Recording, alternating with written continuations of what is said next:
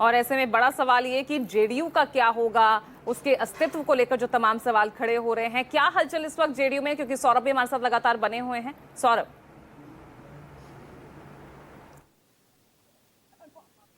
जी बिल्कुल पूजा, इस वक्त मैं मुख्यमंत्री आवास के सामने हूं और 24 घंटा पहले कल हमने देखा था कि कैसे यहां पर कार्यकर्ताओं का जमावड़ा था। सैकड़ों कार्यकर्ता यहां पर इकट्ठा हुए थे और सभी जो हैं वह इस बात कह रहे थे कि हम किसी भी तरीके से मुख्यमंत्री नीतीश कुमार को बिहार से बाहर जाने नहीं देंगे। कई कार्यकर्ता तो रो भी रहे थे और कई कार्यकर्ता यह भी कह रहे थे कि हम आत्मदाह कर लेंगे। लेकिन कल जिस तरीके से सोशल प्लेटफॉर्म पर नीतीश कुमार का पोस्ट आया, उसके बाद कहीं ना कहीं कार्यकर्ताओं का जो गुस्सा है वो शांत हुआ और उसके बाद कार्यकर्ताओं को ऐसा लगा कि यह खुद मुख्यमंत्री नीतीश कुमार का फैसला है। लेकिन अब चूंकि नॉमिनेशन फाइल मुख्यमंत्री नीतीश कुमार ने कर दिया है और अब आगे की जो सारी चीजें हैं वो कैसे होगी, इस पर लगातार मंथन चल रहा है और यह लगभग फाइनल और साफ माना जा रहा कि परसों यानी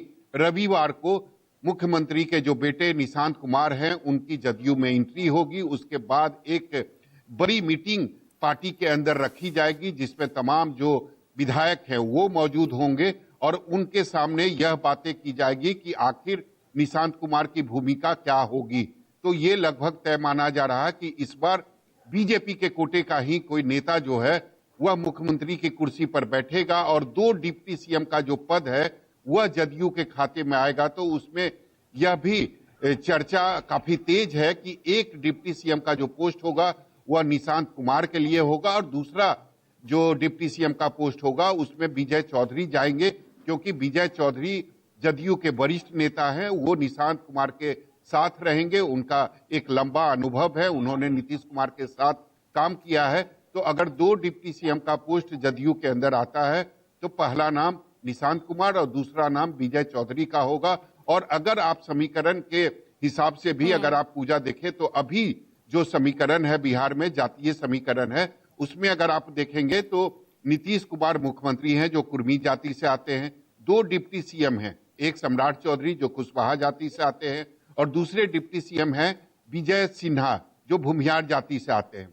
इसके बाद अगर समीकरण बदलता है तो निश्चित तौर पर जो बीजेपी के तरफ से मुख्यमंत्री बनेगा, हालांकि जहां तक जो मेरी जानकारी है, जो सूत्र बता रहे हैं कि मुख्यमंत्री ने अपनी पसंद जो है वह बीजेपी के सामने रख दी है, क्योंकि इस बार वही चेहरा बीजेपी के तरफ से मुख्यमंत्री की कुर्सी पर बैठेगा जो नीतीश कुमार की पसंद का होगा। क्योंकि इस बार कम से कम बीजेपी मुख्यमंत्री की पसंद को इग्नोर नहीं कर सकती है। इस बार उनकी पसंद को पूरा सम्मान दिया जाएगा। जिस तरह से बिहार का विकास नीतीश कुमार ने किया है, जो जानकारी है, जो सूत्र बता रहा है, बिल्कुल ये रिस्पेक्ट देना बनता भी है।